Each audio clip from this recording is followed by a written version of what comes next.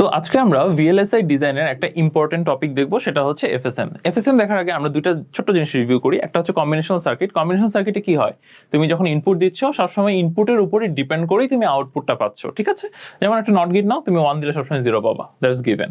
কিন্তু আরেক ধরনের সার্কিট আছে, যেমন এখানে তুমি যদি দেখতে পারো, এটা হচ্ছে সিকোয়েন্সিয়াল সার্কিট। সিকোয়েন্সিয়াল সার্কিটে তুমি সবসময় ইনপুট 1 দিলে যে 0 পাবা, you never know. How do you know? এটা হচ্ছে তোমার মেমোরি এলিমেন্ট ডিপেন্ডেন্সি আছে এই সার্কিটে, তো সেটাকে আমরা বলছি সিকোয়েন্সিয়াল সার্কিট। একটা উদাহরণ দিলে আমরা ভালো বুঝবো। যেমন সাপোজ তুমি একটা ভেন্ডিং মেশিনে নিলা, ঠিক আছে? এই যে একটা দেখো ভেন্ডিং মেশিন। সাপোজ তুমি ভেন্ডিং মেশিনে তুমি একটা মোজো কিনতে গেলা, মোজোর দাম ধরো হচ্ছে 30 টাকা, ঠিক আছে? তো তুমি 30 টাকা দিলেই কি আসলে মোজোটা ভেন্ডিং মেশিন থেকে পেয়ে যাবা? না, সেটা কিন্তু ডিপেন্ড করছে যে আসলে ভেন্ডিং মেশিনের ভিতরে মোজোটা ওই সময় উপস্থিত আছে কিনা। তার মানে ওই সময় স্টেটটা কি আছে এবং তোমার ইনপুটটা কি, সেটার উপর ডিপেন্ড করে কিন্তু তুমি আসলে আউটপুটটা পাচ্ছ। সো এই ধরনের সার্কিটকে আমরা বলি সিকোয়েন্সিয়াল সার্কিট। এবং এই ধরনের সার্কিট যখন আমরা ডিজাইন করতে যাই, তখন আমরা একটা অ্যাবস্ট্রাক্ট ম্যাথমেটিক্যাল মডেল ইউজ করি, তার নাম হচ্ছে এফএসএম বা ফাইনাইট স্টেট মেশিন। এবং মেশিনটা ফাইনাইট নাম্বার অফ স্টেটে থাকতে পারি দেখে, মানে ইনফাইনাইট নাম্বার অফ স্টেটে থাকতে পারে না, ফাইনাইট নাম্বার অফ স্টেটে থাকতে পারে। যেমন মোজো হয় ভিতরে থাকবে, না হলে থাকবে না, তাই না? সো অবভিয়াসলি তুমি জানবা কয়টা স্টেটে থাকবে সার্কিটটা। তো সেটার কি মডেলিং এর জন্য আমরা একটা কনসেপ্ট ইউজ করি এফএসএম। এখানে আরেকটা জিনিস আছে আরবিটার। আরবিটারটা আমি তোমাকে এক্সপ্লেইন করছি না, তোমরা হচ্ছে নেক্সট ক্লাসে আমাকে পড়ে বলবা যে কিভাবে আরবিটারে হচ্ছে এফএসএমটা কাজ করছে, ঠিক আছে? সো আমরা পরবর্তী স্লাইডে যদি যাই, খেয়াল করে দেখো, একটা সিনক্রোনাস এফএসএম এর মোটামুটি সার্কিটটা অনেকটা এই ধরনের হয়ে থাকে, যে এখানে মেমোরি এলিমেন্টের জন্য তোমার হচ্ছে ফ্লিপ ফ্লপ থাকে, আর এটার আগেও কম্বিনেশনাল সার্কিট থাকতে পারে, পরেও কম্বিনেশনাল সার্কিট থাকতে পারে। সো যে মেমোরি এলিমেন্টটা আছে সেটাই হচ্ছে তোমার ফ্লিপ ফ্লপ, বা এখানে রেজিস্টারও থাকতে পারে। তো এখন চিন্তা করে দেখো, দুই ধরনের এফএসএম আছে, একটা হচ্ছে মিলি মেশিন আর একটা হচ্ছে মুর মেশিন। সো মিলি মেশিন আমরা সেটাকেই বলছি যেখানে হচ্ছে আউটপুটটা হচ্ছে current stayed at the same time তোমার হচ্ছে ইনপুটের উপর ডিপেন্ডেন্ট। আর মুর মেশিন আমরা সেটাকেই বলছি যে আসলে হচ্ছে সবসময় কারেন্ট স্টেটের উপরই আসলে ডিপেন্ডেন্ট। তো সে ধরনের ডিজাইনকে আমরা বলছি মুর মেশিন বা মিলি মেশিন। সেটা আমরা পরবর্তীতে আরো ক্লিয়ারলি দেখতে পারবো। তো এখানে যদি তোমার পিঙ্ক লাইনটা ফলো করো, খেয়াল করে দেখো, ডাব্লিউ যদি তোমার ইনপুট হয়, তাহলে input at the same time তোমার হচ্ছে কারেন্ট স্টেটটা কি সেটার উপর ডিপেন্ড করে তুমি কিন্তু আসলে আউটপুটটা পাচ্ছ। বাট মুর মেশিনের ক্ষেত্রে কিন্তু আসলে এই লাইনটা তখন থাকবে না, তখন সবসময় কারেন্ট স্টেটের উপর ডিপেন্ড করে তুমি সবসময় আউটপুটটা পাবা। তো পরবর্তী স্লাইডে যদি আমরা দেখি, আমরা ছোট্ট একটা এক্সাম্পল দেখবো। হয়তো এক্সাম্পলটা আমরা পুরোপুরি আজকে দেখে শেষ করতে পারবো না, কিন্তু আমরা কিছু দূর যাবো যে কিভাবে আমরা একটা সার্কিট ডিজাইন করতে পারি এফএসএম কনসেপ্টে। তো আমরা যেটা আজকে ডিজাইন করবো সেটা হচ্ছে 1-1 ডিটেক্টর সার্কিট। তোমরা এখানে টেক্সচুয়াল ইনফোটা আছে, টেক্সচুয়াল ইনফোটা হচ্ছে এরকম: the output Z is equal to 1 if during 2 immediately preceding clock cycles the input W was equal to 1, ঠিক আছে? তো এখানে যেটা বলছে যে তুমি সাপোজ একটা মেশিন ডিজাইন করবা, সেখানে হচ্ছে আগের দুইটা ক্লক সাইকেলে যদি তুমি ইনপুট 1 আর 1 দাও, তাহলে পরবর্তী ক্লক সাইকেলে তোমাকে আউটপুট সে 1 দিবে, ঠিক আছে? না হলে সে কিন্তু 1 দিবে না। সো এটা একটা টেবুলার ইনফো হচ্ছে অনেকটা ধরো এরকম, যে চিন্তা করে দেখো, আমি সাপোজ হচ্ছে এটা আমার ইনপুট, রাইট? W আমার ইনপুট, সেই ইনপুটে আমি হচ্ছে সাপোজ এটা আমার বিট স্ট্রিম। সো চিন্তা করো, আমি T3 আর T4 ক্লক সাইকেলে আমার 1-1 আছে, তাই না? তার মানে আমার আউটপুটে 1 যাবে, যেটা আমার হচ্ছে প্রবলেম স্টেটমেন্ট। এই ধরনের ডিটেক্টর সার্কিট ডিজাইন করতে হবে। আবার খেয়াল করে দেখো, T6 আর T7 আমার 1 আছে। সো এই দুটো যদি 1 হয়, তাহলে আছে এইখানে আমার 1 যাবে। আবার খেয়াল করে দেখো, T7 আর T8 এও কিন্তু 1 আছে, তাই না? সো এখানেও একটা 1-1 আছে। সো আমার আউটপুটটা পরবর্তী ক্লক সাইকেলে গিয়ে 1 হবে, বাকিগুলো সব 0 হবে, ঠিক আছে? সো এটা হচ্ছে আমাদের একটা বিট স্ট্রিম দেওয়া আছে। সো আমরা এরকম টেবিল দেখে বুঝতে পারি। আর এটা মুর মেশিন আমরা কিভাবে বুঝলাম, খেয়াল করে দেখো, T3 আর T4 এর সার্কিটটা কোন স্টেটে আছে সেটার উপর কিন্তু ডিপেন্ড করছে না যে হচ্ছে ইনপুটটা কি হবে, ঠিক আছে? সো এখানে পরবর্তী ক্লক সাইকেলে গিয়ে সে কিন্তু 1 হচ্ছে। সো তোমার ইনপুটের উপর ডিপেন্ড করে কিন্তু তোমার আসলে আউটপুট আসছে না এখানে, ঠিক আছে? কোন স্টেটে আছে তার উপর ডিপেন্ড করছে। তাই এটা একটা মুর মেশিন আমরা ডিজাইন করব, সেটাকে বলছি আমরা 1-1 ডিটেক্টর সার্কিট। তো চলো আমরা পরবর্তী স্টেপে দেখি কিভাবে আসলে 1-1 ডিটেক্টর সার্কিটটা আমরা হচ্ছে দেখতে পারি। সো প্রথমতই আমাদের হচ্ছে ডিজাইন করার জন্য আমাদের দুইটা জিনিস লাগবে, একটা হচ্ছে স্টেট ডায়াগ্রাম আর একটা হচ্ছে স্টেট টেবিল। দুইটা আসলে, একটা হচ্ছে ডায়াগ্রাম ফর্ম, একটা হচ্ছে টেবুলার ফর্ম, ভেরি সিম্পলি। তো এখন আমরা যদি দেখার ট্রাই করি যে আসলে আমরা যদি সার্কিটটা ডিজাইন করতে যাই, আমাদের সার্কিট আসলে কয় ধরনের স্টেটে থাকতে পারে। সার্কিটটা হচ্ছে হয়তো 2টা স্টেটে থাকতে পারে, 3টা স্টেটে থাকতে পারে, 4টা স্টেটে থাকতে পারে। সো আমরা যখন ডিজাইন করবো তখন আমরা বুঝতে পারবো আসলে কয়টা। তো চলো আমরা ডিজাইন করি। সাপোজ সার্কিটটা একটা ইনিশিয়াল স্টেটে আছে, ঠিক আছে? আমরা এখনো কোনো ইনপুট দেই নাই, সো ইনিশিয়াল স্টেটে আছে। এবং আরেকটা ধরো স্টেটে আছে B, আরেকটা স্টেট থাকতে পারে C। কয়টা স্টেট থাকে আমরা দেখবো ডিজাইনের সময়, আপাতত আমরা 3টা দিচ্ছি। সো A স্টেটের আউটপুট 0, রাইট? কারণ এখন আমি কিছু ইনপুট দিইনি, বা দিতেও পারি, দেখা যাক। সো A স্টেটের আউটপুট যদি 0 হয়, তার মানে চিন্তা করো এটা একটা ইনিশিয়াল স্টেট। তারপর A স্টেট, এখন আমি একটা 1 প্রেস করলাম, একবার 1 প্রেস করলাম, তাহলে কি হচ্ছে?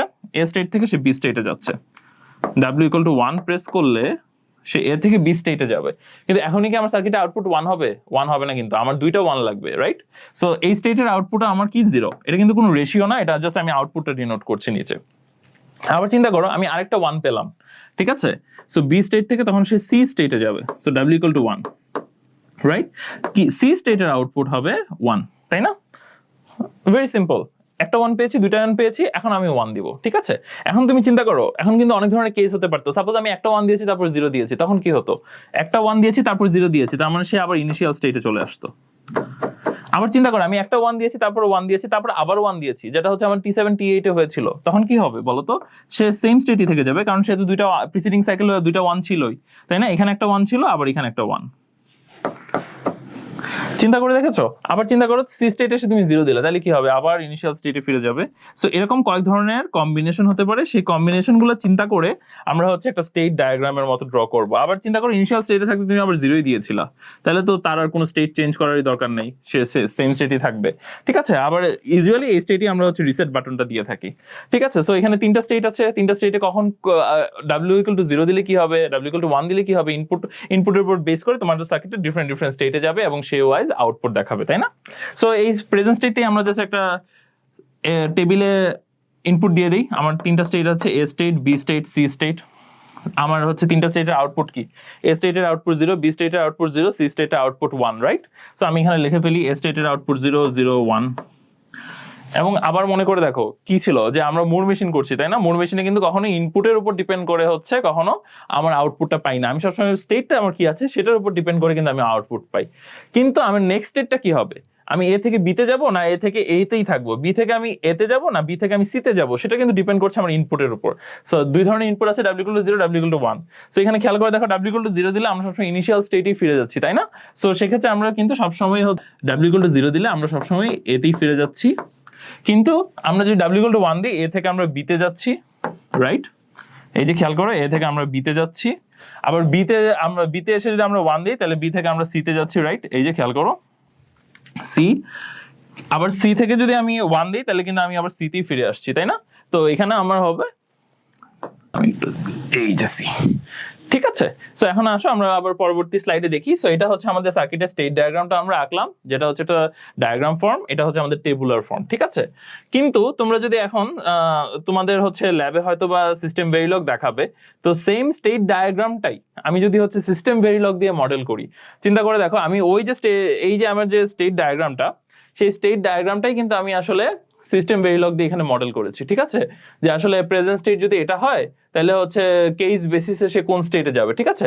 তো আমি সিস্টেম ভেরিলগ কোডটা তোমাদেরকে এক্সপ্লেন করছি না আপাতত, ঠিক আছে? জাস্ট দেওয়া আছে, সো তোমরা হচ্ছে দেখতে পারো এই সিস্টেম ভেরিলগ কোডটা একটা অনলাইনের মাধ্যমে তোমরা হচ্ছে রান করতে পারো।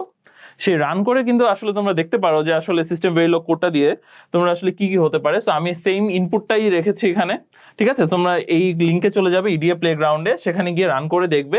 দেখো এখানে হচ্ছে এই ক্লক সাইকেলে একটা 1 আছে, এই ক্লক সাইকেলে একটা 1 আছে, তার পরবর্তী ক্লক সাইকেলে গিয়ে কিন্তু তুমি দেখো আউটপুট 1 পাচ্ছ, তাই না? জেড ইজ ইউর আউটপুট, খেয়াল করে দেখেছো? সো আমি যদি ওই স্টেট ডায়াগ্রামটা আর স্টেট টেবিলের উপর বেস করে আমি একটা সিস্টেম ভেরিলগ কোড লিখে থাকি, তাহলে কিন্তু আসলে তোমরা হচ্ছে এইরকম একটা আউটপুট দেখতে পারবে। তার মানে এখানে খেয়াল করে দেখো এখানে একটা 1 আছে, এখানে একটা 1 আছে, আবার হচ্ছে এখানে একটা 1 আছে। সো আবার এখানে খেয়াল করে দেখো এই জন্য কিন্তু আমার হচ্ছে এখানে একটা 1 পেয়েছি আমি, তাই না? আবার এখানেও আমি একটা 1 পাচ্ছি, রাইট?